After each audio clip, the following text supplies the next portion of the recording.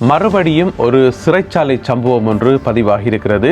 இம்முறை மெகசின் சிறைச்சாலையில் இந்த சம்பவம் நடைபெற்றிருக்கிறது. நேற்றிரவு 10:20 மணி போல.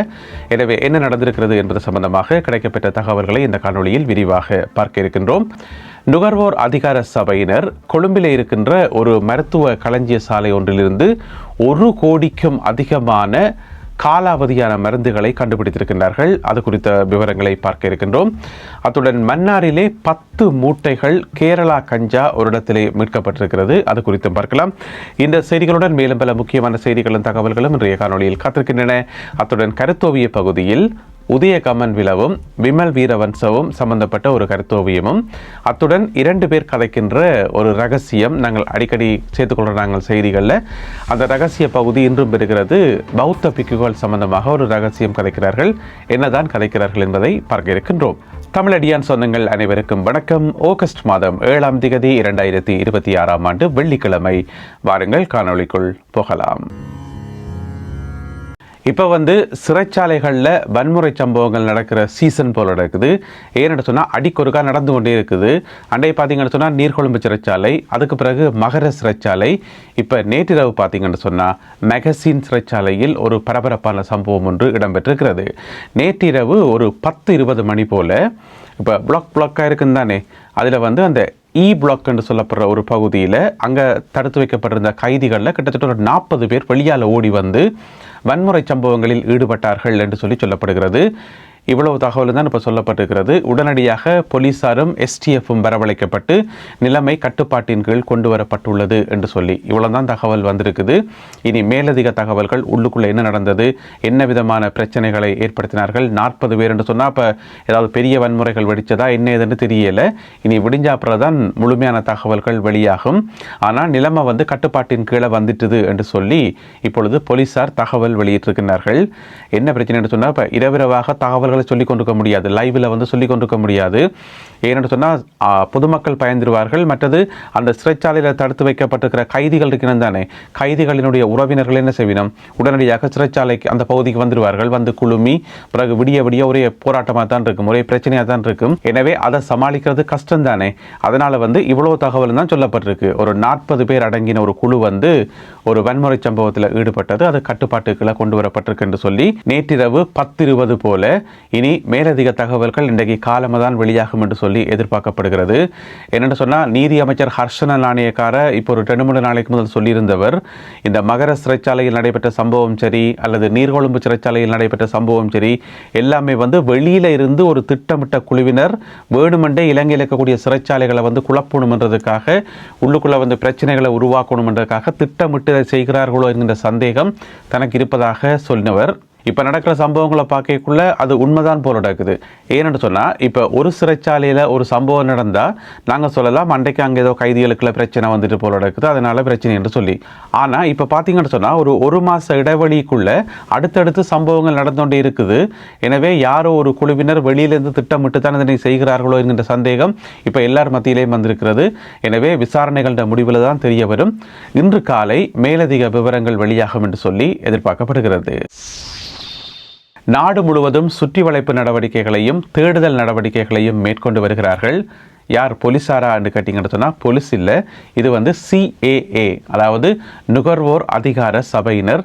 இப்பெல்லாம் பார்த்தீங்கன்னு சொன்னால் எல்லா இடமும் இறங்கி ஒரே ரெய்ட் தான். அதில் நிறைய பேர் கைது செய்யப்பட்டு நிறைய பேர் குற்றப்பணம் மறவிடப்பட்டு இப்படியே போய்கொண்டிருக்குது. இப்போ பார்த்தீங்கன்னு சொன்னால் கொழும்பில் இருக்கக்கூடிய ஒரு மருந்து பொருட்களை சேமித்து வைக்கின்ற ஒரு களஞ்சிய சாலை, வேர் ஹவுஸ் என்று சொல்லுவோம், மருத்துவ பொருட்களை சேமித்து வைக்கிற இடம். அதுக்குள்ளே போய் ரெய்ட் பண்ணி செக் பண்ணி பார்த்தா கிட்டத்தட்ட 10 மில்லியனுக்கும் அதிகமான பெறுமதியான மருந்துகள், 10 மில்லியன் என்று சொன்னால் 1 கோடி ரூபாவுக்கும் அதிகமான மருத்துவ பொருட்கள் எல்லாமே சட்டவிரோதமான முறையில் நாட்டுக்குள் கொண்டு வரப்பட்டவையாம். ஒன்றுக்கும் ப்ராப்பரான டாக்குமெண்ட்ஸ் இல்லை, எல்லாம் இறக்குமதி செய்திருக்கணும். ஆனால் எந்த நாட்டிலேருந்து இறக்குமதி செய்திருக்கணும், எந்த கம்பெனிலேருந்து வாங்கியிருக்கணும், என்ன ஏதென்று சொல்லி ஒரு டீட்டெயில்ஸும் இல்லை. எல்லா மருத்துவ பொருட்களையும் கொண்டு குவிச்சு வச்சிருந்தவையாம். அப்போ இது எங்கிருந்து வந்தது, யார் கொண்டு வந்தது வந்தது, எப்படி முதல் நாட்டுக்குள்ளே வந்ததுன்னு பார்த்தா விசாரணை நடத்தி பார்த்தா எல்லாம் வந்து இப்போ பேசஞ்சர்ஸ் வெளியிலும் தானே, சுற்றுலா பயணிகள் சாதாரண பயணிகள்னு சொல்லி வெளியிலும் தானே, அவைகள்கிட்ட கொஞ்சம் கொஞ்சமாக கட்டமாக கொடுத்து விட்டு அவர்களால் கொண்டு வந்து சேர்க்கப்பட்ட பொருட்கள்லாம் இந்த மருத்துவ பொருட்கள். ஏன்னு சொன்னால் இப்போ கப்பல் வழியாகவோ அல்லது விமானங்கள் ஊடாக அந்த முறையான இறக்குமதி செய்தால் அதுக்கு நிறைய டேக்ஸ் கட்டணும், அப்புறம் அதுக்கு நிறைய ப்ரொசீஜர்ஸ் தானே, அதோட சில பல மருந்துகளை வந்து இறக்குமதி செய்கிறதுக்கு அனுமதி இருக்காது. எனவே இந்த மாதிரியான பிரச்சனைகளை தவிர்க்கிறதுக்காக சட்டவிரோதமான முறையில் பயணிகளுடைய சூட்கேஸுகளை பயன்படுத்தி இந்த மருத்துவ பொருட்கள் நாட்டுக்குள் கொண்டு வரப்பட்டதாக சொல்லப்படுகிறது. இது மட்டும்தான் கொண்டு வந்து சேர்த்தார்களா அல்லது இன்னும் என்னென்னத்தை எல்லாம் கொண்டு வந்து எங்கெங்கே பதுக்கி வச்சுக்கிறார்களோ தெரியல. எனவே இப்போ இது வந்து பிடிபட்டிருக்கிறது 1 கோடிக்கும் அதிகமான பெறுமதியுடைய மருத்துவ பொருட்கள். இதில் வந்து புற்றுநோய் இருக்குதானே, புற்றுநோய் மற்றது இருதய நோய், இந்த மாதிரியான கடுமையான வருத்தங்களுக்கு தேவையான மருந்துகளும் வந்து இருப்பதாக சொல்லப்படுது.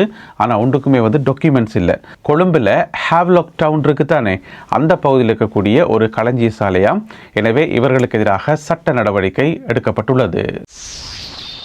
பிரபல பெண் அரசியல்வாதி ஹிருணிகா பிரேமச்சந்திர அவள் என்ன செய்கிறான்னு சொன்னால் மேன்முறையீட்டு நீதிமன்றத்தில் ஒரு மேன்முறையீடு செய்கிறார். அதாவது அவாக்கு எதிராக வழங்கப்பட்ட ஒரு தீர்ப்பை, ஒரு தண்டனையை ரத்து செய்ய சொல்லி கோரி மேன்முறையீட்டு நீதிமன்றத்தில் வந்து வழக்கு போட்டிருந்தவா. எந்த தண்டனை என்று கேட்டிங்கன்னு சொன்னால் அவாக்கு வந்து 3 வருடங்கள் கடூழிய சிறை தண்டனை வழங்கப்பட்டது கொழும்பு உயர் நீதிமன்றத்தால். அது மட்டும் இல்லாமல் 20,000 ரூபா குற்றப்பணமும் கட்டணும் என்று சொல்லி நீதிமன்றத்தால் தீர்ப்பு வழங்கப்பட்டது. அப்போ அரசியல்வாதிகள் நல்ல சொகுசாக இருந்தாக்கள் 3 வருடங்கள் கடூழிய சிறை தண்டனை என்றால் யோசிச்சு பாருங்க. ஜெயிலால் திரும்பி வரைக்குள்ளே வந்து வேறு யாரோ மாதிரி தான் பெறணும், போகைக்குள்ள ஒரு மாதிரியும் திரும்பி வரைக்குள்ளே வேறு மாதிரி தான் பெறணும். என்னென்னு சொன்னால் 3 வருடங்கள் கடூழிய சிறை தண்டனை என்றால் அப்படி தான் இருக்கும். அப்போ ஹிருணிகா பிரேமச்சந்திரா என்ன செய்கிறான்னு சொன்னால் மேன்முறையீடு செய்கிறார். அப்போ நேற்று வந்து அது விசாரணைக்கு எடுத்துக்கொள்ளப்பட்டு உடனடியாக வந்து அது ஒத்தி வைக்கப்பட்டிருக்கிறது செப்டம்பர் மாதம் 23ஆம் தேதிக்கு.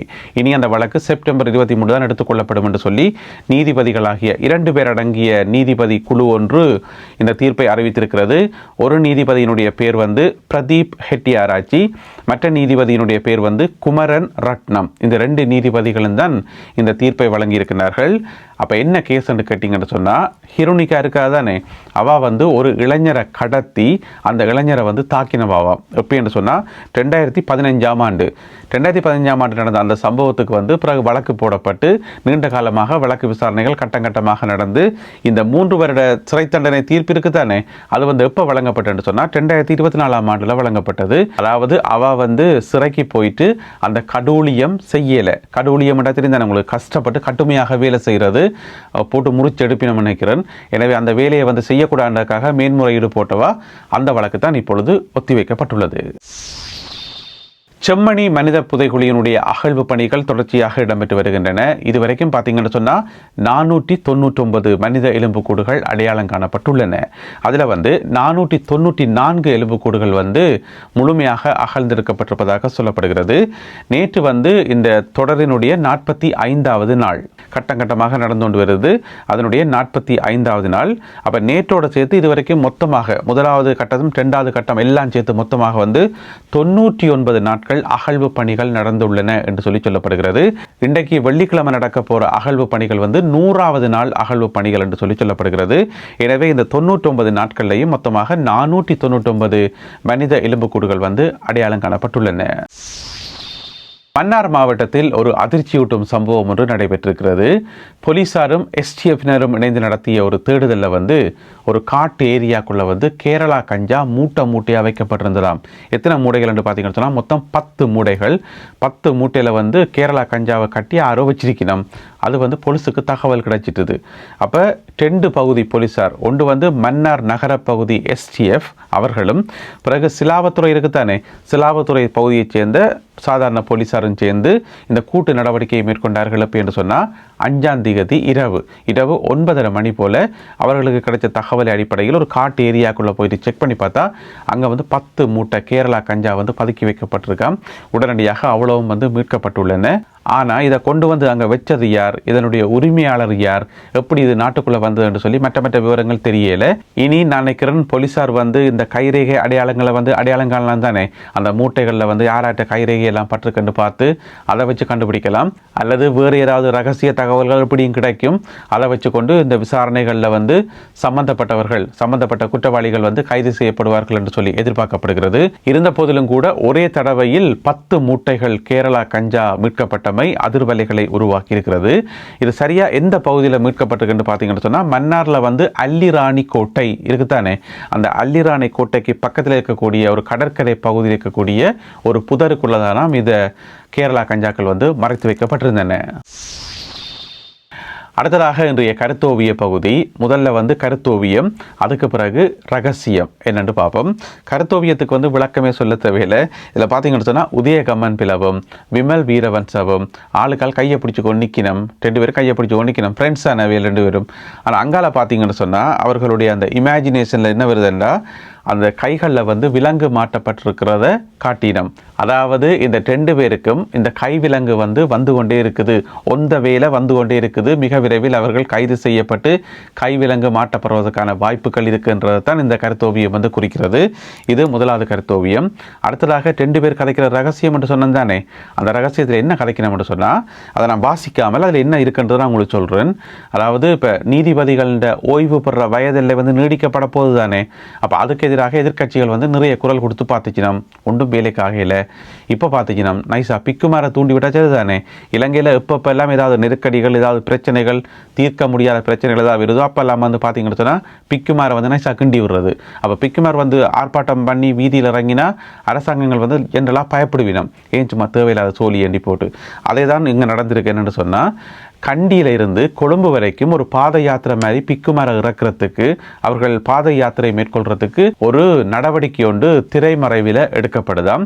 எனவே என்ன நடக்க போகுது என்பதை நாங்கள் பொறுத்திருந்து பார்ப்போம்.